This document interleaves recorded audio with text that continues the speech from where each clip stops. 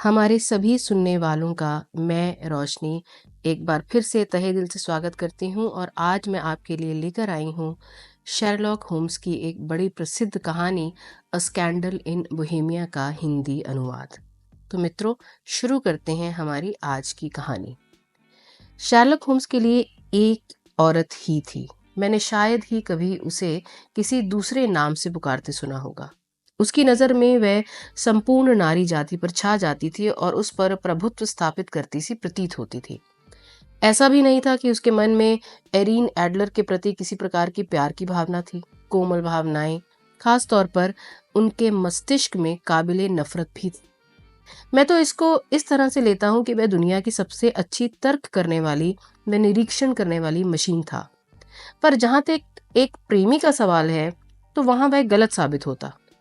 ताने व तिरस्कार के अलावा उसने कभी भी उससे नरमी से बात नहीं की थी। देखने वालों के लिए ये सब बातें प्रशंसनीय हैं तथा व्यक्ति के व्यवहार व भावनाओं को बेपर्दा करने वाली हैं, किंतु एक प्रशिक्षित तार्किक व्यक्ति के लिए उसके अपने नाजुक और संतुलित व्यवहार में ऐसे हस्तक्षेप को आने देना उसके ध्यान को भंग करना ही है, और ये उसकी संपूर्ण मानसिक क्षमता पर संदेह पैदा करना है। हाल ही तक होम्स से मेरी बहुत ही कम मुलाकातें हुई थी। मेरी शादी ने हमें एक दूसरे से थोड़ा दूर कर दिया था, जबकि होम्स अपनी उन्मुक्त प्रकृति के साथ समाज की सभी चीज़ों को नापसंद करते हुए अपनी पुरानी किताबों में डूबा बेकर स्ट्रीट में ही रह रहा था। हर हफ्ते कभी तो कोकेन और कभी अपनी महत्वाकांक्षा के साथ मैं नशे की खुमारी तथा अपने सजग स्वभाव के साथ बना हुआ था। मैं अपराध के अध्ययन के प्रति अपनी गहरी रुचि रखते हुए बिल्कुल ही शांत था। वह अवलोकन की विलक्षण क्षमताओं को अपने अंदर समेटे हुए उन रहस्यों के सुराग ढूंढ लेता और उनसे पर्दा भी उठा देता जिनको पुलिस अधिकारी निराधार मानकर छोड़ दिया करते थे। कभी कभी मैं उसके कारनामे सुनता था कि किस तरह वह त्रिपाफ हत्या के केस में ओडिशा बुलाया गया था, जिसमें उसने ट्रेन कामले में एटकिंसन भाइयों की दुखद कहानी का खुलासा किया और अंत में वह हॉलैंड के उस शाही परिवार के मिशन को भी सफलतापूर्वक पूरा कर पाया। इधर अपने पुराने सहयोगी और साथी के बारे में मुझे सिवाय उनकी इन खबरों के जो कि अखबारों में छप जाती थी कुछ भी नहीं पता था। ये 20 मार्च 1888 की रात थी और मैं एक मरीज को देखकर वापस लौट रहा था। मैंने अब फिर से मेडिकल प्रैक्टिस शुरू कर दी थी। तभी मैं बेकर स्ट्रीट से होकर निकला। जैसे ही मैं अपने उस पुराने चित परिचित दरवाजे के सामने से होकर गुजरा, मेरे मन में होम्स को फिर से देखने और ये जानने की इच्छा हुई कि वह अपनी असाधारण ऊर्जा का किस तरह से इस्तेमाल कर रहा है। उसके कमरे में पर्याप्त रोशनी थी और मैंने देखा कि उसकी लंबी व असाधारण काया मेरे सामने से 2 बार गुजरी। वह अपने कमरे में तेजी से टहल रहा था। उसका सिर अपनी छाती पर झुका हुआ था और उसने अपने हाथ पीछे बांध रखे थे। मैं चूंकि उसकी हर आदत और मिजाज को समझता था, इसलिए उसके इस व्यवहार से मुझे एक नई कहानी का पता चल रहा था। मैं फिर से अपने काम में लग गया था। वह अपने नशे के सपनों से बाहर आ चुका था और किसी नई समस्या की खुशबू में डूबा हुआ था। मैंने घंटी बजाई तो उसने उस कमरे की ओर इशारा किया जो कि कभी मेरा हुआ करता था। उसके व्यवहार में बहुत अधिक उत्सुकता नहीं थी। ऐसा कभी कभी ही होता था, पर मुझे लगा कि मुझे देखकर वह खुश है। बिना एक शब्द भी बोले अपनी दयालुता भरी आंखों के इशारे से उसने मुझे कुर्सी पर बैठाया और अपना सिगार वाला डिब्बा मेरी तरफ फेंकते हुए कोने में पड़े लाइटर की ओर इशारा किया। फिर अंगीठी के सामने खड़े होकर उसने अपने खास आत्म विश्लेषण वाले तरीके से मुझे देखा। शादी से तुम खुश हो वॉटसन? जब से मैंने देखा है तुम 7.5 पाउंड वजन में बढ़ गए हो। 7, मैंने जवाब दिया। बाकी मुझे थोड़ा और अधिक सोचना चाहिए था, बस थोड़ा सा ही, और मैं आगे से इस बात का ख्याल रखूंगा। तुमने मुझे ये नहीं बताया कि तुम काम करने के लिए अपना मन बना चुके हो। तब तुम्हें कैसे पता चला? मैंने ये सब देखा और जान गया। मैं ये कैसे जान सकता हूँ कि तुम हाल ही तक भागते रहे और तुम्हारे पास एक फूहड़ और लापरवाह नौकरानी है? मैंने ये कहा, मेरे प्यारे होम्स, बहुत हो चुका। क्या तुम कई सदियां जी चुके हो? ये सच है कि मैं गुरुवार को दूर देहात में गया था और बड़ी गंदी हालत में घर पहुंचा, पर मैंने अपने कपड़े बदल लिए हैं। मैं ये नहीं कह पा रहा हूँ कि तुमने इसका अंदाजा कैसे लगाया। जहां तक मेरी नौकरानी मेरिजेन का सवाल है, वह बहुत ही फूहड़ है। मेरी पत्नी भी उसे कई बार टोक चुकी है। पर तुम्हें ये सब कैसे पता चला? मैं थोड़ा सा मुस्कुराया और उसने अपने हाथों को आपस में रगड़ा, फिर बोला, इसमें कुछ खास बात नहीं है। मेरी आंखों ने मुझे दिखाया कि तुम्हारे बाएं जूते के भीतर की ओर, ठीक वहीं जहां पर अंगीठी की रोशनी चमक रही है, चमड़े पर 6 बराबर खरोंचों के निशान लगे हैं। किसी ने लापरवाही से उन पर जमी मिट्टी की परत को हटाने के लिए खुरचा है, जिसकी वजह से ऐसा हुआ। अब तुम मेरा दूसरा निष्कर्ष देख सकते हो कि तुम बहुत ही खराब मौसम में बाहर आए थे और तुमने लंदन की खास तरह की बूट पॉलिश लगा रखी है।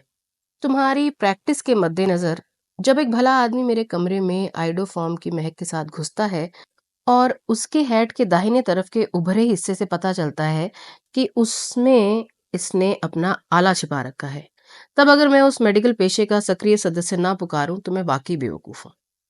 इन नतीजों तक पहुंचने के उसके तरीकों को सुनकर मैं अपनी हंसी ना रोक सका। मैंने कहा, तुम्हारे बताए कारणों को जब मैं सुन रहा था तब ये चीजें इतनी मजेदार और सरल ढंग से मेरे सामने आ रही थी कि जैसे इन्हें मैं खुद ही बता रहा हूँ। हालांकि तुम्हारे हर तर्क पर मैं तब तक भ्रमित था जब तक कि तुम अपनी प्रक्रिया को बता नहीं देते थे। अभी भी मुझे यकीन है कि मेरी आंखें तुम्हारी तरह ही अच्छी भली चंगी हैं। होम्स बोला, बिल्कुल मुमकिन है। फिर उसने अपनी सिगरेट जलाई और आराम कुर्सी पर बैठ गया। तुम देखते तो हो पर ध्यान से नहीं देखते। इन दोनों में काफी अंतर है। जैसे तुमने कई बार उन कदमों को देखा होगा जो कि इस हॉल तक आते हैं। कई बार? कितनी बार? 100 बार तो देखा ही होगा। तब बताओ कि वे कितने कदम होंगे। कितने कदम, ये मैं नहीं बता पाऊंगा। ऐसा ही है, तुमने इन्हें ध्यान से नहीं देखा, पर तुम इन्हें देख चुके हो, और यही मेरा पॉइंट है। अब मैं तुमको बताता हूँ कि वहां 17 कदम है, क्योंकि मैंने उन्हें देखा है और ध्यान से देखा है। क्योंकि तुम मेरी इन छोटी छोटी समस्याओं में रुचि लेते हो और मेरे इन छोटे छोटे अनुभवों को लिखते भी हो, इसलिए तुम्हारी इनमें रुचि हो सकती है। उसने गुलाबी रंग का मोटे कागज का एक टुकड़ा मेरी ओर उछाला, जो कि मेज पर खुला पड़ा हुआ था। मैं बोला, जरा जोर से पढ़ो, ये आज की आखिरी डाक से आया है।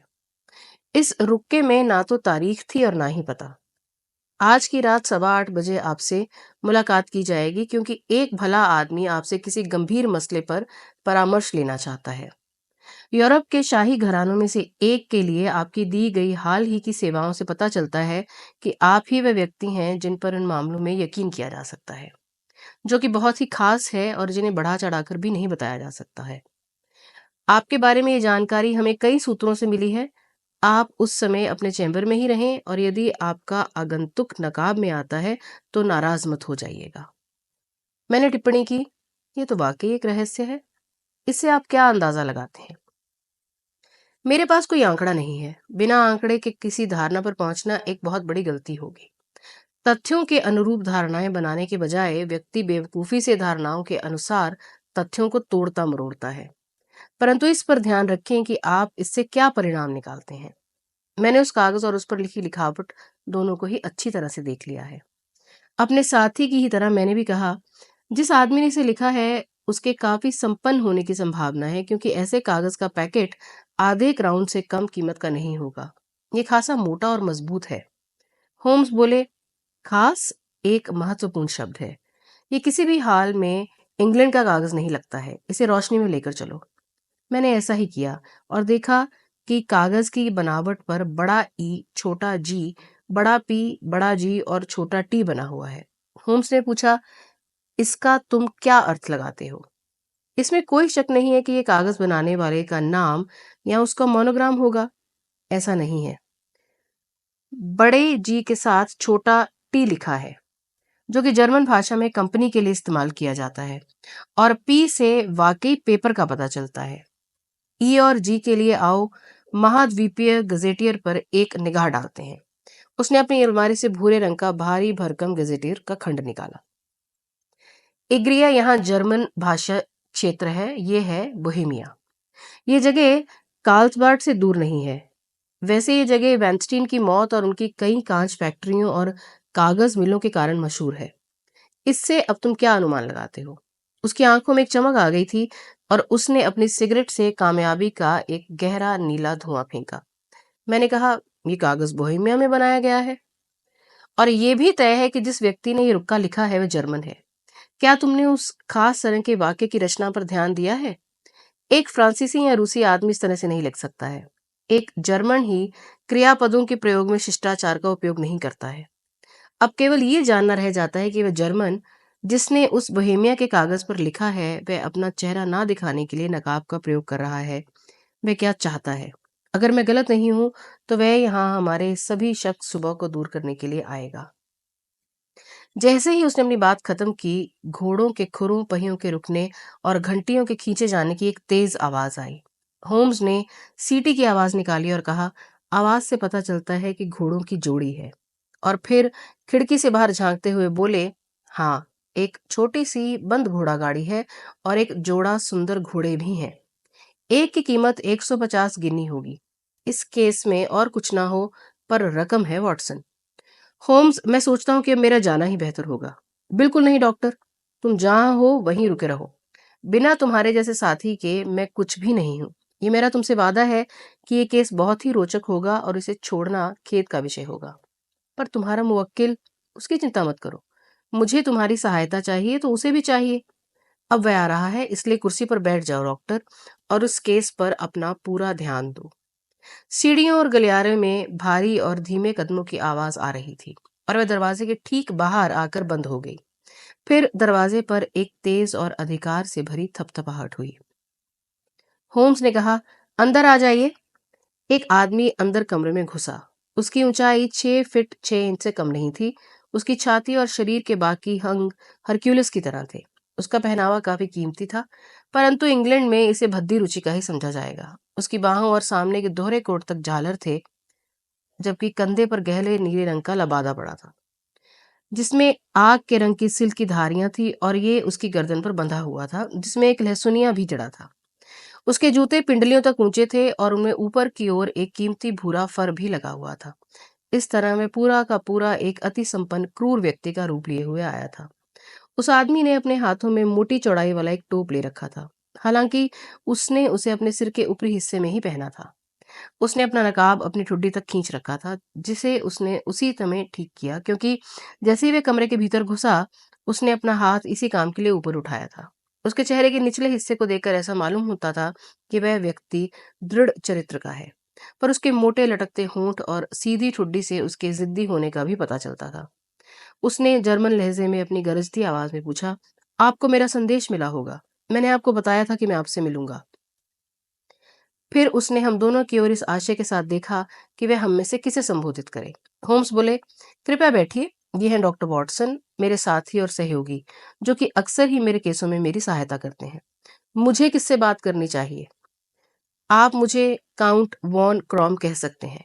मैं बोहेमिया का एक सम्मानित आदमी हूँ। मैं समझता हूँ कि ये व्यक्ति आपका मित्र है और सम्मानित भी है, जिस पर मैं अपने बहुत ही महत्वपूर्ण मामले के लिए विश्वास कर सकता हूँ। अगर ऐसा नहीं है तो मुझे आपसे अकेले में ही बात करनी चाहिए। मैं जाने के लिए उठा ही था कि होम्स ने मेरी कलाई पकड़ ली और मुझे कुर्सी पर वापस बैठा दिया और कहा, आप मुझसे जो भी कहना चाहते हैं इनके सामने कह सकते हैं। काउंट ने अपने चौड़े कंधे उचकाए और कहा, तब मैं शुरू करता हूँ। आप दोनों को 2 सालों के लिए पूरी गोपनीयता बरतने के लिए मैं अनुबंधित करता हूँ, क्योंकि इसके बाद इस मामले का कोई महत्व नहीं रह जाएगा। इस समय ये कहना भी काफी नहीं है कि इसका महत्व इतना है कि यूरोपीय इतिहास पर अपना प्रभाव डाल सकेगा। होम्स ने कहा, मैं वादा करता हूँ। और मैं भी। हमारे अजनबी आगंतुक ने कहा, आप मुझे इस नकाब के लिए माफ करेंगे, क्योंकि वह सम्मानित व्यक्ति जिसने मुझे नियुक्त किया है, उसकी इच्छा है कि उसका एजेंट आपसे अपरिचित ही रहे, और मैं माफी चाहता हूँ कि मैंने अभी जिस उपाधि से खुद को नवाजा वह मेरी अपनी नहीं है। होम्स ने थोड़े रूखेपन से कहा, मैं ये जानता था। परिस्थितियां बहुत ही नाजुक हैं और इनको संभालने के लिए एहतियात की जरूरत है, नहीं तो ये बदनामी की एक बड़ी वजह बन सकती है और यूरोप के शासकीय परिवारों में से एक को गंभीर नुकसान पहुंचा सकती है। खुलकर कहें तो ये मामला आर्मस्टीन के शाही घराने बोहेमिया के वंशज राजाओं को फंसा रहा है। होम्स ने खुद को आराम कुर्सी में धंसाते हुए और अपनी आंखें बंद करके फुसफुसाते हुए कहा, मैं ये भी जानता था। हमारे आगंतुक ने आराम से निष्क्रिय पड़े उस व्यक्ति की ओर आश्चर्य से देखा, जिसने खुद को यूरोप के एक अति ऊर्जावान एजेंट और त्वरित तार्किक व्यक्ति के रूप में स्थापित किया था। होम्स ने अपनी आंखें धीमे से खोली, अपने उस भीमकाय मुवक्किल की तरफ अधीरता से देखा और कहा, यदि महामहिम अपने इस मामले को बताने की कृपा करें तो मैं आपको बेहतर परामर्श दे पाऊंगा। वह आदमी अपनी कुर्सी से उछल पड़ा और कमरे में बेचैनी से इधर उधर टहलने लगा। फिर बेचैनी के भाव से उसने अपना नकाब नोचकर जमीन पर फेंक दिया और चीख कर कहा, तुम सही कहते हो, मैं ही किंग हूँ। अब मुझे इसे छिपाने की क्या जरूरत है? होम्स फुसफुसाते हुए बोला, वाकई महामहिम ने मुझे नहीं बताया था, पर मैं जानता था कि वेलहेम गॉगरिश सिगमंड वॉन ऑमस्टीन कैसल पैलेस्टीन के महान ड्यूक और बोहेमिया के वंशज किंग से बात कर रहा हूँ। हमारे विचित्र से आगंतुक ने फिर से कुर्सी पर बैठते हुए और अपने ऊंचे सफेद माथे पर हाथ फेरते हुए कहा, आप समझ ही सकते हैं कि मैं खुद ही इस तरह के काम करने का आदी नहीं हूँ, पर यह मामला इतना नाजुक था कि बिना इसमें खुद को शामिल किए मैं किसी एजेंट को बता ही नहीं सकता था।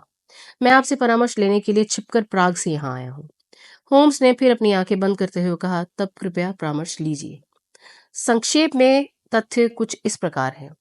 करीब 5 साल पहले वॉर्सो की एक लंबी यात्रा के दौरान मेरी मुलाकात एक पहुंची हुई तिकड़मी महिला से हुई थी। उसका नाम आयरीन एडलर है। इसमें कोई शक नहीं है कि आप भी इस नाम से परिचित होंगे। होम्स ने अपनी आंखें मूंदते ही फुसफुसाते हुए कहा, डॉक्टर, प्लीज जरा इस नाम को मेरी सूची में देखिए। इधर कई सालों से होम्स ने लोगों के नामों और उनसे संबंधित चीजों की जानकारियों को एक जगह सूची बनाकर रखने का तरीका अपना लिया था, क्योंकि इसके बिना उन्हें नाम और विषय जानने में मुश्किल होती थी। इस मामले में मैंने उस महिला का जीवन परिचय ढूंढ निकाला जो हिब्रू के गुरु और स्टाफ कमांडर, जिन्होंने गहरे समुद्र की मछलियों के बारे में लिखा है, के बीच थी। होम्स ने कहा, मुझे देखने दो। वह सन 1858 में न्यू जर्सी में पैदा हुई थी। वॉर्सो के इंपीरियल संगीत नाट्य की गायिका और अब सेवानिवृत्त। संभव है लंदन में ही रह रही हो। जैसा कि मैं समझता हूँ, महामहिम का इस जवान औरत से कभी संबंध था और इस औरत को महामहिम ने कुछ अंतरंग पत्र भी लिखे थे। अब आप उन पत्रों को वापस लेना चाहते हैं। बिल्कुल ऐसा ही है। पर तुम्हें कैसे मालूम? क्या आपने उससे छुपाकर शादी की थी? नहीं। कोई कानूनी कागज या प्रमाण पत्र? नहीं। तब महामहिम, मैं ये समझ नहीं पा रहा हूँ कि वह महिला जब उन पत्रों को ब्लैकमेल करने या किसी अन्य उद्देश्य के लिए प्रस्तुत करेगी, तब उनकी प्रामाणिकता कैसे सिद्ध करेगी? मेरी लिखावट से। धोखाधड़ी भी तो हो सकती है। वे मेरे निजी कागज हैं। चोरी चले गए होंगे। मेरी अपनी मोहर हूबहू वैसी ही बना ली होगी। मेरे फोटोग्राफ, वो भी लिए जा सकते हैं। हम उन दोनों फोटोग्राफ में साथ साथ थे। ओह, ये बुरा हुआ। महामहिम, यहाँ आपने वाकई असावधानी बरती है। मैं उस समय पागल था, बिल्कुल पागल। क्या इस मामले में आप वाकई गंभीर थे? उस समय मैं राजकुमार ही था, और वह भी युवक। अब मैं 30 साल का हूँ। मैं चिट्ठियां वापस पाई जा सकती थी। हमने कोशिश की थी पर असफल रहे। महामहिम को इसके लिए धन खर्चा करना पड़ेगा। वे चिट्ठियां वापस मिल जाएंगी। वे उन्हें बेचेगी नहीं। तब चुरा ली जाएंगी। 5 बार कोशिश की जा चुकी है। मेरे धन के बल पर 2 बार उसके घर में सेंध भी लगाई जा चुकी है। एक बार जब वह यात्रा कर रही थी, तो हमने उसका सामान ही दूसरी जगह भिजवा दिया था। 2 बार वह बीच रास्ते में ही उतारी जा चुकी है, फिर भी कोई फायदा नहीं हुआ। उनका कोई निशान भी नहीं मिला? बिल्कुल नहीं। होम्स हंसा और बोला, यह बहुत ही छोटी समस्या है। किंग छूटते ही बोल पड़े, पर यह मेरे लिए बहुत गंभीर है। वाकई? मैं उन फोटोग्राफ को क्या करना चाहती है? मुझे बर्बाद करना चाहती है। पर कैसे? मैं शादी करने वाला हूँ। हाँ, मैंने सुना है। वह स्कैंडिनेविया के किंग की दूसरी बेटी है। उसका नाम क्लॉटिल्डी लॉपमैन वॉन सेक्से मेनेंजेन है। आप उसके परिवार के कड़े सिद्धांतों के बारे में पता कर सकते हैं। वह खुद भी बहुत ही नाजुक स्वभाव की है। मेरे चरित्र पर शक की छाप ही इस संबंध को खत्म कर देगी। और आयरीन एडलर? वह इन फोटोग्राफ्स को वहां भेजने की धमकी दे रही है, और वैसे कर भी देगी। आप उसे नहीं जानते हैं। वह बहुत ही कठोर स्वभाव की औरत है। उसकी शक्ल तो बहुत ही खूबसूरत है, पर मन बहुत ही कठोर आदमी का है। यदि मैं किसी और औरत से शादी करता हूं, तो वह किसी भी हद तक जा सकती है। आपको यकीन है कि उसने अभी तक उसे वहां नहीं भेजा है? मुझे पक्का यकीन है। क्यों? क्योंकि उसने कहा है जिस दिन सगाई की घोषणा होगी, उसी दिन वह इनको भेजेगी, और वह दिन अगला सोमवार ही है। होम्स ने जम्हाई लेते हुए कहा, ओह, अभी 3 दिन बाकी हैं। ये बहुत अच्छी बात है, क्योंकि मुझे हाल ही में 1-2 और मौन मामले निपटाने हैं। महामहिम, क्या आप लंदन में ही रहेंगे? बिल्कुल। तुम मुझे वहां लैगम में काउंट वॉन क्रॉम के नाम से जान सकते हो। तब मैं आपको वहीं कुछ लिखूंगा, ताकि आपको पता चल जाए कि हम कितनी प्रगति पे हैं। प्लीज, जरूर, मैं बहुत ही बेचैन हूँ। और धन, उस पर आपका पूरा अधिकार है। पूरा? मैं आपको पहले ही बता चुका हूँ कि मैं इन फोटोग्राफ के बदले अपने राज्य का एक प्रांत तक दे सकता हूँ। और मौजूदा खर्चे के लिए किंग ने अपने लबादे के भीतर से सांबर के चमड़े का एक भारी बोटुआ निकालकर मेज पर रखते हुए कहा, इसमें स्वर्ण के रूप में 300 पाउंड और नोटों के रूप में 700 पाउंड हैं। होम्स ने अपनी नोटबुक से एक रसीद काटी और उन्हें दे दी। होम्स ने पूछा, मिस का पता? Briony Lodge, Serpentine Avenue, Saint John's Wood. Holmes ने इसे लिख लिया और कहा, एक और प्रश्न, क्या उसको कोई फोटोग्राफ है? क्या ये कैबिनेट साइज का है? हाँ है। ठीक है महामहिम, गुड नाइट। और मुझे विश्वास है कि हमारे पास आपके लिए एक अच्छी खबर होगी। जैसे ही वे घोड़ा गाड़ी वापस जाने के लिए मुड़ी, उसने कहा, गुड नाइट वॉटसन। यदि तुम कल दोपहर 3 बजे आओ तो मैं तुम्हारे साथ इस मामले पर और बातचीत करूंगा। मैं ठीक 3 बजे बेकर स्ट्रीट पहुंच गया था, पर होम्स अभी तक वापस नहीं लौटा था। मकान मालकिन ने मुझे बताया कि वह सुबह 8 बजे से ही घर से निकल गया था। मैं आतिशदान के बगल में उनका इंतजार करने के इरादे से बैठ गया कि उनको देर हो सकती थी। मैं उनकी छानबीन से पहले से ही गंभीरतापूर्वक रुचि ले रहा था। हालांकि इसमें विशेष गंभीरता या आश्चर्यजनक जैसा कुछ भी नहीं था। साथ ही साथ ये दो अपराधों से जुड़ा केस था, जिसमें मैं पहले ही नोट कर चुका था। फिर भी इस केस की प्रकृति और इसके मुवक्किल की बड़ी हैसियत अपनी ही तरह थी। वास्तव में इस छानबीन की प्रकृति के अलावा जो चीज मेरे साथी के हाथ में थी, वह थी स्थिति पर उनकी पूरी तरह से पकड़ और उनके सजग खोजी तर्क, जिन्होंने उनके काम करने के ढंग और अति जटिल रहस्यों को सुलझाने के लिए उनके सूक्ष्म तरीकों को मेरे लिए मजादार बना दिया था। मैं उसकी पक्की सफलता का इतना आदी था कि उसके असफल होने की संभावना मेरे दिमाग को छू तक नहीं जाती थी। उस समय शाम के 4 बजने ही वाले थे कि कमरे का दरवाजा खुला और शराबी की तरह बाल बिखेरे, गलमुच्छों वाला उत्तेजित चेहरा लिए और अस्त व्यस्त कपड़ों में होम्स कमरे में घुसा। अपने साथी के आश्चर्यजनक रूप से बदलने के प्रयोग का अभ्यस्त होने पर भी मुझे अपने यकीन के लिए उसे 3 बार देखना पड़ा कि ये वही है। सहमति से सिर हिलाते हुए वह अपने बेडरूम में घुस गया और 5 ही मिनट बाद ट्वीड का सूट पहने हुए वह अपने पहले वाले रूम में बाहर निकल आया। अपने हाथों को जेब में डाले हुए उसने अंगीठी के सामने अपने पैर फैला दिए और फिर कुछ मिनटों तक खुलकर हंसता रहा। वह लगभग चीखते हुए बोला, वाकई। हंसते हुए उसका गला रूंध सा गया और फिर वह असहाय होकर कुर्सी पर पीछे होकर बैठ गया। क्या बात है? ये वाकया बहुत ही मजेदार था। मुझे यकीन है कि तुम अंदाज भी नहीं लगा पाओगे कि मेरी सुबह आज कैसी रही और इसे खत्म करने के लिए मैंने क्या किया।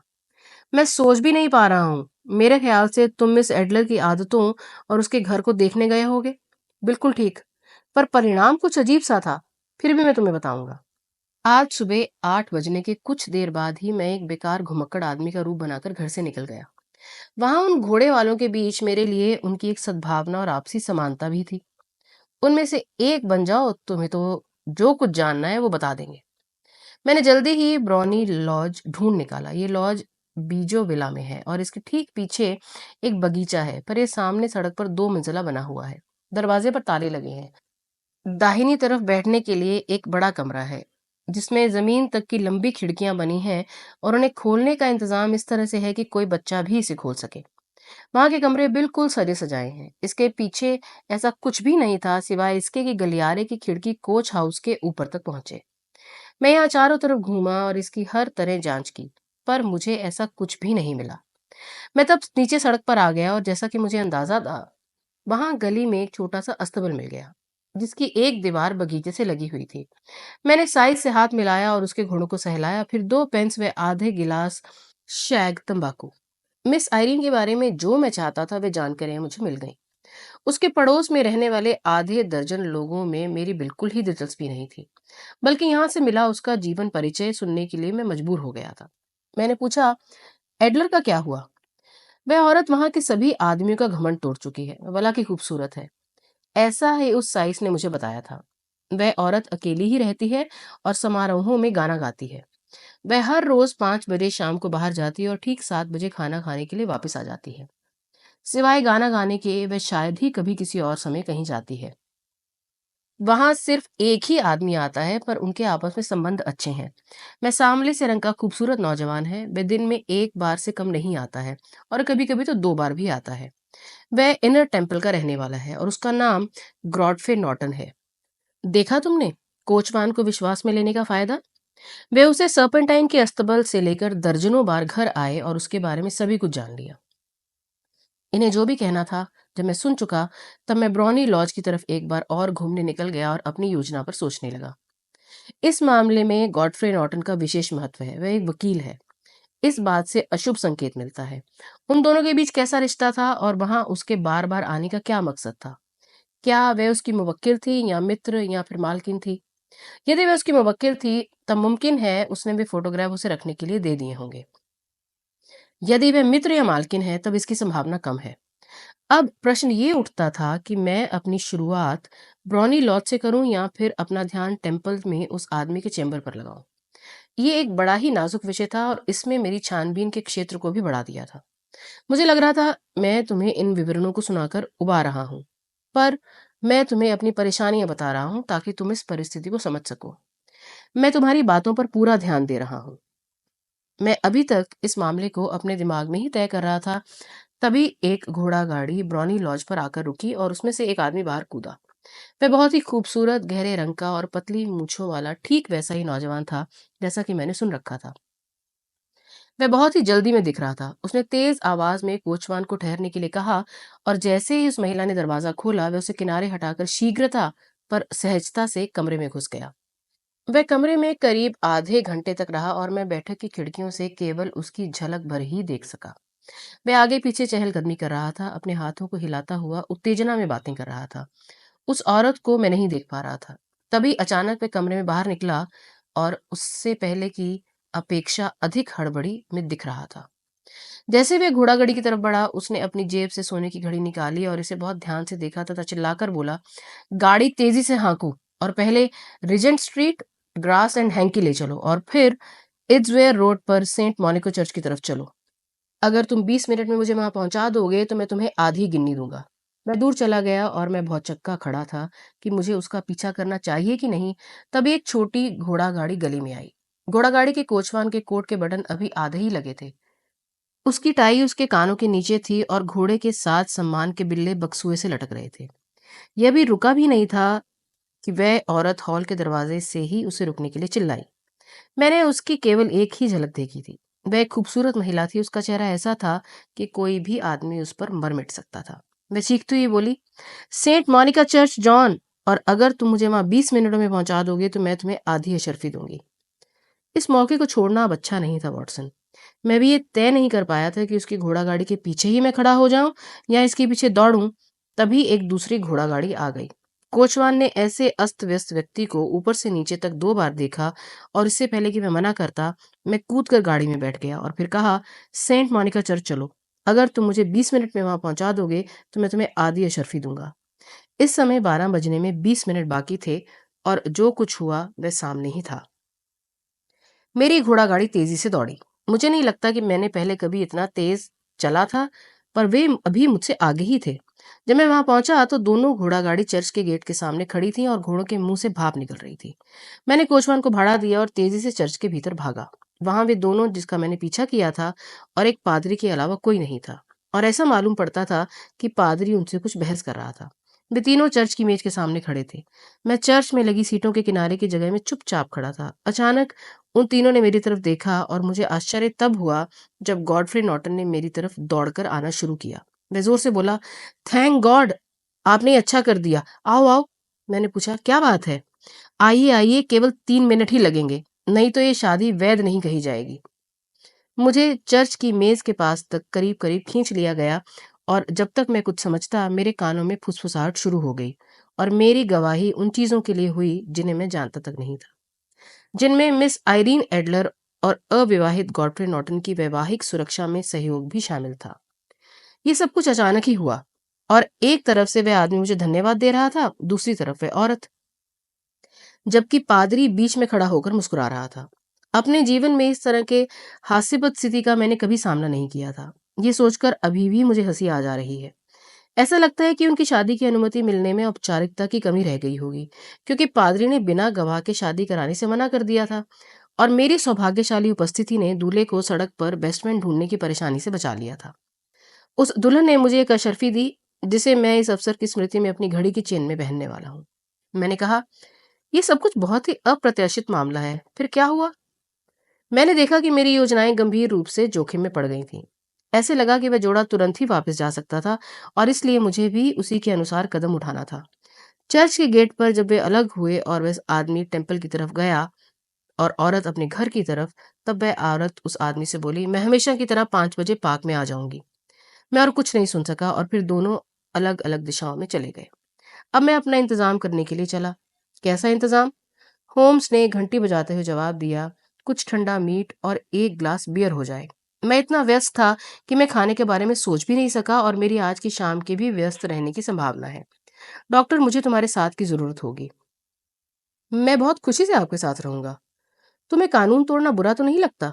बिल्कुल नहीं। गिरफ्तार होने की संभावना भी नहीं। अच्छे कारण के लिए? बिल्कुल नहीं। हाँ, कारण तो बहुत अच्छा ही है। तब तो मैं तुम्हारा आदमी हूँ। मुझे यकीन था कि मैं तुम पर भरोसा कर सकता हूँ।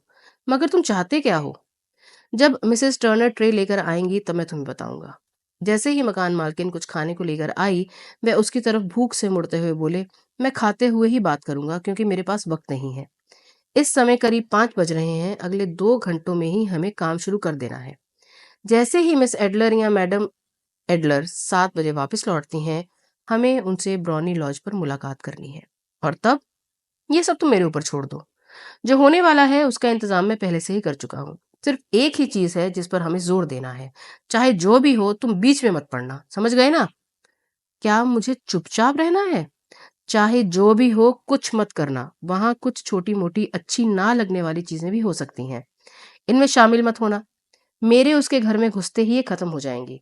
इसके 4 या 5 मिनटों के बाद बैठक कक्ष की खिड़की खुलेगी और तुम्हें उस खुली खिड़की के पास ही मौजूद रहना है। ठीक है? और जब मैं अपना हाथ ऊपर करूं तब तुम उस चीज को कमरे में फेंक दोगे जो मैं तुम्हें फेंकने के लिए दूंगा, और उसी समय तुम आग आग भी चिल्लाना। ठीक से समझ गए? बिल्कुल समझ गया। होम्स ने अपनी जेब से सिगार की तरह की एक लंबी सी चीज निकालते हुए कहा, यह कोई बहुत ही खतरनाक चीज नहीं है। एक साधारण सा धुएं वाला रॉकेट है और इसके ऊपर अपने आप ही जल जाने वाला ढक्कन लगा हुआ है। तुम्हारा काम इसे छिपाकर अपने पास रखना है। जब तुम आग लगने की आवाज लगाओगे, तब इसमें कई लोग शामिल हो जाएंगे। तब तुम गली के मोड़ पर पहुंच जाना, जहां मैं तुमसे 10 मिनट के बाद मिलूंगा। मुझे लगता है कि मैंने सब कुछ स्पष्ट कर दिया है। मुझे खिड़की के पास तटस्थ भाव से खड़े रहकर आपके ऊपर निगाह रखनी है और आपका इशारा मिलते ही इस चीज को खिड़की के भीतर फेंकना है। फिर आग आग चिल्लाकर गली के मोड़ पर आपका इंतजार करना है। ठीक? बिल्कुल ठीक। तब आप मुझ पर पूरी तरह से भरोसा कर सकते हैं। ठीक है, मैं सोचता हूँ कि अब समय आ गया है, मुझे नई भूमिका की तैयारी कर लेनी चाहिए। होम्स अपने बेडरूम में गायब हो गए और जब कुछ मिनटों के बाद बाहर निकले तो वह एक सौम्य सरल पादरी के रूप में थे। उनका चौड़ा काला टोप, ढीली पतलून, सफेद शर्ट और करुणामयी मुस्कुराहट के साथ उनकी परोपकारी जिज्ञासा ठीक फादर जॉन हारे की तरह लग रही थी। होम्स ने सिर्फ अपना पहनावा ही नहीं बदला, बल्कि उनकी भंगिमा, उनका व्यवहार और उसकी आत्मा भी परिवर्तित सी मालूम पड़ती थी। जब से वे अपराध विशेषज्ञ बने, तब से मंच ने अपना एक बेहतरीन अभिनेता खो दिया और यहाँ तक कि विज्ञान ने तो अपना एक तर्कशास्त्री भी खो दिया। जब हम बेकर स्ट्रीट के लिए चले तब शाम के 6:15 बज रहे थे और अभी 1 घंटा पूरा होने में 10 मिनट बाकी थे। हम सर्पेंटाइन एवेन्यू पहुंच गए। इस समय धुंधलका हो चुका था और जब हम ब्राउनी लॉज के सामने आगे पीछे टहल रहे थे, तब लैंपों की रोशनी जलनी शुरू हो गई थी। हम सभी लॉज में रहने वाली का इंतजार कर रहे थे। ये घर बिल्कुल वैसा ही था जैसा कि मैंने शेरलॉक होम्स के सारगर्भित विवरण से इसकी रूपरेखा खींची थी, परंतु ये इलाका मेरे अनुमान की तुलना में व्यक्तिगत कम लगता था। एक छोटी सी गली होने के बावजूद यहाँ का पास पड़ोस काफी जीवंत था। गंदे कपड़ों में यहाँ कुछ लोग कोने में खड़े सिगरेट पी रहे थे और हंस रहे थे।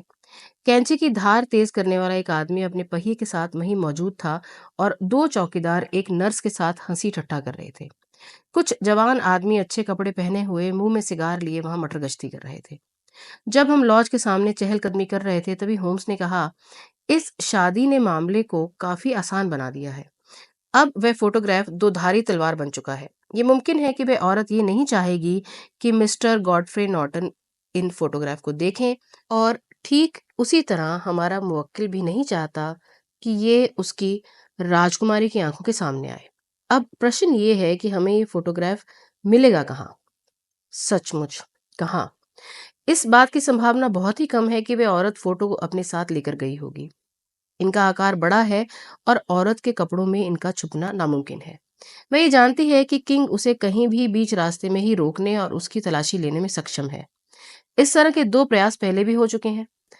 तब ये तय है कि वह इन्हें अपने साथ लेकर नहीं चलती है। तब कहाँ? ये उसके बैंकर और उसके वकील के पास हो सकता है। इसमें भी दोहरी संभावना है, मगर मैं इन दोनों के ही खिलाफ सोच रहा हूँ। औरतें स्वभाव से ही गोपनीय होती हैं और वे अपनी स्वयं की ही गोपनीयता को पसंद करती हैं। वह इन्हें किसी और को क्यों देगी? वह अपने आप पर ही भरोसा करेगी। एक व्यापारी पर इसका कब क्या अप्रत्यक्ष या राजनीतिक प्रभाव डाला जा सकता है, अतः वह इसे किसी को नहीं बताएगी। इसके साथ ही ये याद रखो कि वह कुछ ही दिनों में इसका इस्तेमाल करने का निश्चय कर चुकी थी। फोटो वहीं होना चाहिए, इसे उसके घर में ही होना चाहिए। मगर इसमें 2 बार चोरी की जा चुकी है। उन्हें नहीं मालूम होगा कि कैसे खोजा जाए। पर तुम कैसे खोजोगे? मैं नहीं खोजूंगा। तब मैं मुझे खुद ही दिखाएगी। मगर मैं मना कर देगी। वह ऐसा नहीं कर पाएगी। मुझे पहियों की आवाज सुनाई पड़ रही है। ये उसी की घोड़ा गाड़ी की आवाज है। अब मेरे आदेशों का पालन करना। वह बोला, तभी एक घोड़ा गाड़ी के बगल वाली लाइटों की चमक एवेन्यू के मोड़ से झलकी। ये एक छोटी सी घोड़ा गाड़ी थी और ठीक लॉज के गेट के सामने आकर रुक गई। जैसे ही गाड़ी रुकी, एक आवारा सा दिखता आदमी एक कॉपर पाने की उम्मीद से तेजी से दरवाजा खोलने आगे आया। पर तभी एक दूसरे लोफर ने इसी उम्मीद से उसे अपनी कोहनी का धक्का मारकर पीछे की ओर धकेल दिया। तभी वहां दोनों में झगड़ा शुरू हो गया, जिसमें दोनों चौकीदार भी शामिल हो गए। वे लॉज में रहने वाले आदमी का पक्ष ले रहे थे और कैंची की धार तेज करने वाला आदमी उतनी ही गर्म मिजाजी के साथ दूसरे के पक्ष में था। अब उनमें धक्का मुक्की शुरू हो गई और वह औरत जो कि अभी घोड़ा गाड़ी से उतरने ही वाली थी, उन झगड़ने वाले गुस्सैल लोगों के बीच में फंस गई। वे लोग आपस में एक दूसरे को जंगलियों की तरह मुक्के और छड़ियों से मार रहे थे। होम्स भीड़ में से उस महिला को बचाने के लिए कूद पड़ा, पर जैसे ही वह वहां पहुंचा, वह जोर से चीखा और जमीन पर गिर पड़ा। उसके चेहरे से खून बह रहा था। उसके गिरते ही चौकीदार एक और भागे और वहां के रहने वाले दूसरी ओर। पर बहुत से भले आदमी जो कि इस झगड़े में शामिल हुए बिना ही इसे मात्र देख रहे थे, वे इस घायल आदमी और उस महिला की सहायता करने के लिए इकट्ठा हो गए। आयरीन एडलर, इसे अभी मैं यही पुकारूंगा, तेजी से आगे बढ़ी। हॉल की रोशनी में उसके शरीर की बनावट और भी आकर्षक लग रही थी। उसने गली में इधर उधर देखा और बोली, क्या इन बेचारे को चोट लग गई है? कई आवाजें आई, ये तो मर गया है। तभी एक अन्य बोला, नहीं नहीं, इसमें अभी जान है। इससे पहले कि तुम इसे अस्पताल ले जाओ, ये मर जाएगा। एक औरत बोली, ये बहुत बहादुर आदमी है, अगर ये बीच में नहीं आता तो बदमाश उस औरत का बटुआ ले गए होते। वे सब एक गिरोह के आदमी हैं और बदमाश भी। देखो, अभी इसकी सांस चल रही है। ये इस तरह गली में तो नहीं पड़ा रह सकता है, हम इसे अंदर ले जाना चाहिए। बिल्कुल ठीक। उसे बैठने वाले कमरे में ले जाओ, वहां आरामदेह सोफा है। प्लीज इधर से आइए। होम्स अब आराम आराम से धीरे से ब्राउनी लॉज में पहुंच गया और उस बैठक कक्ष में लेट गया, जबकि मैं अभी भी खिड़की के बगल में खड़ा होकर अगली कार्रवाई के लिए उन्हें देख रहा था। लैंप जला दिए गए, पर पर्दे इसलिए नहीं गिराए गए थे कि मैं होम्स को सोफे पर लेटा हुआ देख सकूं। मैं नहीं जानता था कि वह जो काम कर रहा था उसका उन्हें कोई पछतावा था या नहीं, पर मैं ये जानता था कि मुझे अपने जीवन में इतनी शर्म पहले कभी महसूस नहीं हुई थी, क्योंकि मैं उस खूबसूरत महिला के खिलाफ एक साजिश में शामिल हूँ, जबकि वह उस घायल आदमी के लिए कितनी करुणा और गरिमा से उसके ठीक होने का इंतजार कर रही है। किंतु होम्स के साथ सबसे बड़ी विश्वासघात ये थी कि उसने मुझे जो काम सौंपा था, उससे मैं अपने आप को पीछे खींच लेता। मैंने अपना दिल कड़ा किया और अपने कपड़ों में छिपाकर रखे हुए उस धुएं वाले रॉकेट को हाथ में ले लिया। मैंने सोचा कि आखिरकार हम उस औरत को चोट नहीं पहुंचा रहे हैं, बल्कि उसे दूसरों को चोट पहुंचाने से रोक भर रहे हैं। होम्स अब सोफे पर बैठ गया और मैंने उसके भाव भाव देखे, जैसे कि उसे हवा की जरूरत महसूस हो रही थी। एक नौकरानी तेजी से भागी और खिड़कियां खोल दी। ठीक उसी समय मैंने उसका हाथ ऊपर की ओर उठा देखा, जो कि मेरे लिए एक इशारा था, और मैंने तुरंत ही वह धुएं वाला रॉकेट खिड़की से अंदर की तरफ उछाल दिया और आग आग चिल्लाया। अभी मेरी आवाज पूरी तरह से बाहर गूंजी भी नहीं थी कि सभी भले बुरे आदमियों की भीड़ वहां इकट्ठा हो गई और सब साथ मिलकर आग आग चिल्लाने लगे। धुएं का एक मोटा बादल कमरे में घुमड़ता हुआ खिड़की से बाहर निकला। मुझे अंदर कुछ भागते लोगों की झलक दिखी, पर तभी अगले ही पल होम्स की सांत्वना देने की आवाज सुनाई पड़ी कि ये झूठी चेतावनी है। लोगों की भीड़ से सरकता हुआ जब मैं अपने अगले पड़ाव गली के मोड़ पर पहुंच गया, और 10 मिनट के बाद ही मेरे साथी का हाथ अपने हाथों में पाकर मैं खुश था और हम इस चिल्लपौं से दूर हो गए थे। हम कुछ मिनटों तक तेजी से चलते रहे जब तक कि हम एक शांत गली में नहीं आ गए जो कि हमें एड्सवेयर रोड की ओर ले जाती थी। होम्स बोला, डॉक्टर तुमने बहुत ही अच्छा काम किया। इससे बेहतर और कुछ भी हो ही नहीं सकता था। क्या आपके पास फोटोग्राफ है? मैं जानता हूँ कि वे कहाँ है। आपने उनका पता कैसे लगाया? उसने मुझे दिखा दिया। मैंने कहा था तुम्हें कि वह मुझे दिखाएगी। मैं अभी भी इस बात को समझ नहीं पा रहा हूँ। होम्स ने हंसते हुए कहा, मैं इसे रहस्य नहीं बनाना चाहता हूँ। ये मामला बिल्कुल ही सीधा है।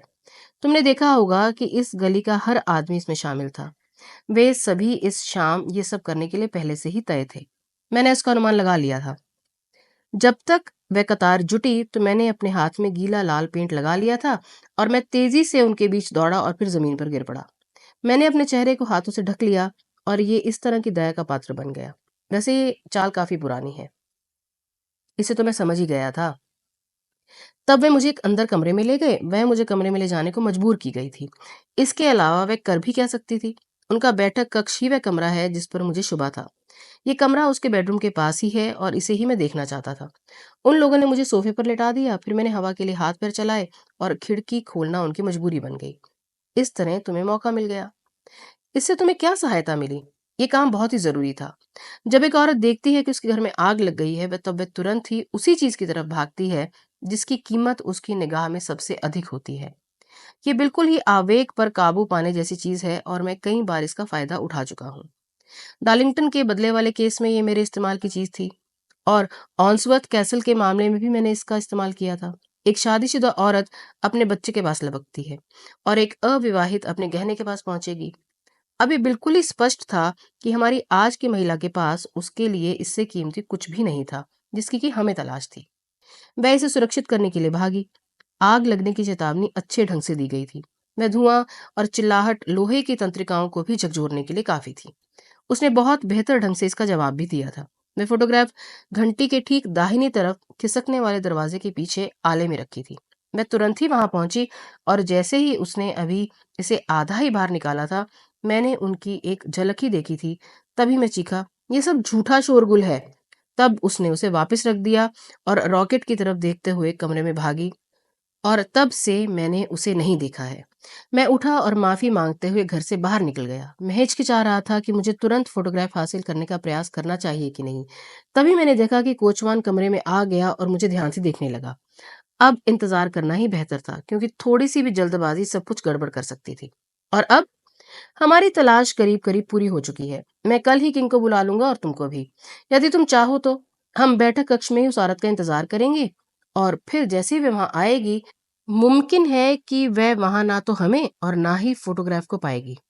महामहिम को इसमें संतोष होगा कि उन्होंने इसे अपने हाथों से ही प्राप्त किया है। उन्हें आप कब बुलाएंगे? सुबह 8 बजे। वह तब तक उठी ही नहीं होगी और हमारे लिए रास्ता साफ होगा। हमें बहुत ही सचेत रहना चाहिए क्योंकि उसकी शादी उसकी आदतों और उसके जीवन में काफी परिवर्तन कर देगी। मुझे बिना देर किए किंग को तार भेज देना चाहिए। हम बेकर स्ट्रीट पहुंचे और दरवाजे पर रुके। होम्स अपनी जेब में चाबी ढूंढ ही रहे थे कि किसी राहगीर की आवाज आई, good night mister Sherlock Holmes. उस समय फुटपाथ पर कई लोग थे, परंतु ये शुभकामना किसी दुबले पतले युवक की ओर से आई थी जो कि शायद जल्दी में था। होम्स ने गली की धीमी रोशनी में उसे घूरते हुए कहा, मैं इस आवाज को पहले भी सुन चुका हूँ, पर ये कौन हो सकता है? उस रात मैं बेकर स्ट्रीट में ही सोया था और जब हम सुबह ब्रेड और कॉफी का नाश्ता कर रहे थे, उसी समय बोहेमिया के किंग हमारे कमरे में धड़धड़ाते हुए घुसे और करीब करीब चीखती सी आवाज में शर्लक होम्स का कंधा पकड़कर उनके चेहरे पर आंखें गड़ाते हुए पूछा, क्या तुम्हें सचमुच में फोटोग्राफ मिल गए हैं? अभी नहीं। क्या तुम्हें उनके मिलने की उम्मीद है? मुझे पूरी उम्मीद है। तब चलिए, मैं चलने के लिए बेचैन हूँ। हमें घोड़ा गाड़ी कर लेनी चाहिए। नहीं, मेरी बग्घी इंतजार कर रही है। तब तो ये और भी आसान हो जाएगा। हम सभी एक बार फिर से ब्रॉनी लॉज की तरफ चल पड़े। होम्स बोले, आयरीन एडलर की शादी हो चुकी है। शादी? कब? कल। पर किससे? एक अंग्रेज वकील से। उसका नाम नॉर्टन है। पर वह उससे प्यार नहीं करती थी। मुझे उम्मीद है वह करती है। ऐसी उम्मीद क्यों है? क्योंकि ये महामहिम के भविष्य के डर को दूर कर देगी। यदि वह औरत अपने पति को प्यार करती है, तब वह महामहिम को नहीं चाहेगी, और जब वह महामहिम को नहीं चाहेगी, तब उसका महामहिम की योजना में दखल देने का कोई इरादा नहीं होगा। ये सच है, मगर फिर भी मेरी इच्छा थी कि वह मेरे पास ही रहती। वह कितनी अच्छी रानी होती। किंग अपनी चुप्पी में तब तक खोया रहा जब तक कि हमने सर्पेंटाइन एवेन्यू पहुंचकर उसका ध्यान भंग नहीं कर दिया। ब्रॉनी लॉज का दरवाजा खुला हुआ था और एक उम्रदराज औरत सीढ़ियों पर खड़ी हुई थी। जैसे ही हम बग्घी से नीचे उतरे, उसने हमें उपहास की दृष्टि से देखा और बोला, मेरे ख्याल से आप शेरलॉक होम्स हैं।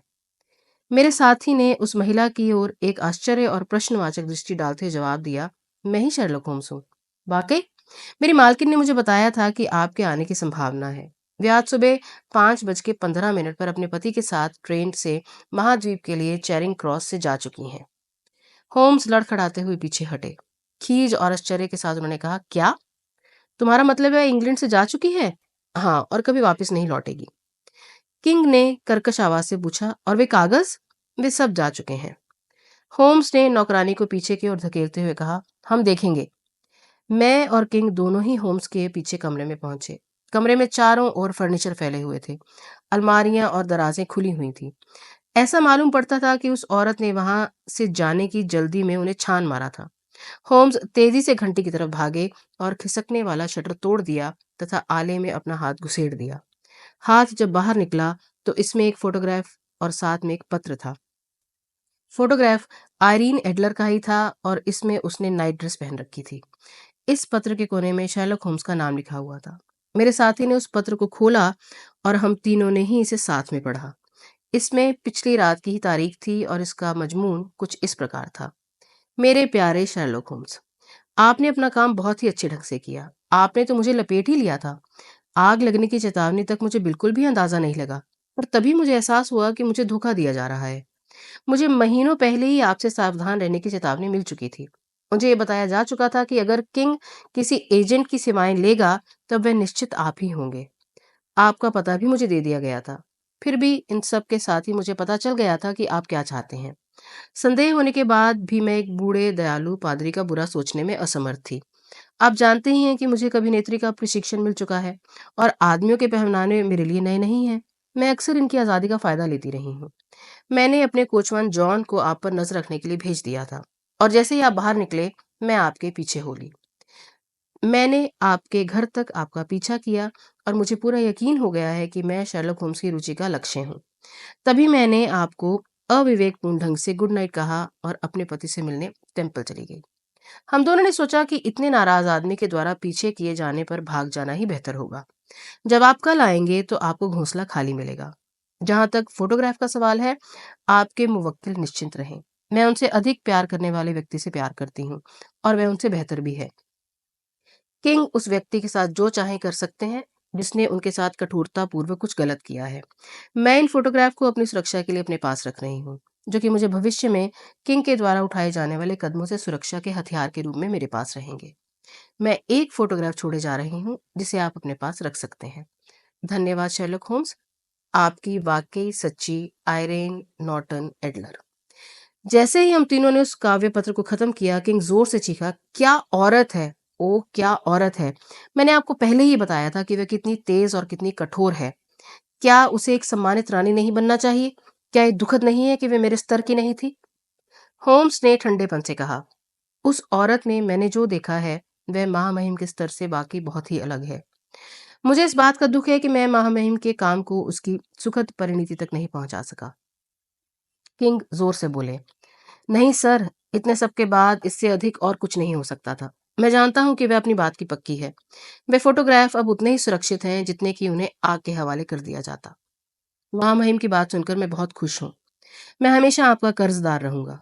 कृपया मुझे बताइए कि मैं आपको क्या इनाम दे सकता हूँ। इतना कहने के साथ ही किंग ने अपनी उंगली से सांप की आकृति वाली पन्ने की अंगूठी निकाली और अपनी हथेली में लेकर आगे बढ़ाई।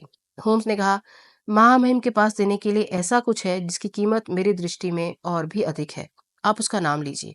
वह फोटोग्राफ। किंग ने उनकी ओर आश्चर्य से देखा और जोर से कहा, आयरीन का फोटोग्राफ? हाँ, इसे आप ले सकते हैं। महामहिम को धन्यवाद। अब इस मामले में मुझे और कुछ भी नहीं करना है। मैं आपको गुड मॉर्निंग कहना चाहता हूँ। होम्स झुका और किंग के बढ़े हुए हाथ की तरफ बिना देखे ही मुड़ गया, फिर अपने चैम्बर में मेरे साथ चला आया। ये था बोहेमिया के राज्य को प्रभावित करने वाला बदनामी का डर, और एक औरत की चतुराई ने किस तरह से शर्लक होम्स की योजनाओं को विफल कर दिया था। मैं औरतों की चतुराई की प्रशंसा किया करता था, पर इधर हाल ही में मैंने उसे ऐसा करते नहीं सुना, और जब कभी वह इस आयरीन एडलर के बारे में बोलता या उसका फोटोग्राफ का संदर्भ आता, तो वह उसके लिए हमेशा एक सम्मानित शीर्षक का इस्तेमाल करता, वह खास औरत। चलिए मित्रों, ये कहानी अब यहीं खत्म होती है और समय हो गया है मेरा आपसे विदा लेने का। मैं हूं आपकी दोस्त रोशनी और आप सुन रहे हैं शॉर्ट स्टोरीज विद रोशनी। मिलेंगे जल्द ही, तब तक जुड़े रहिए।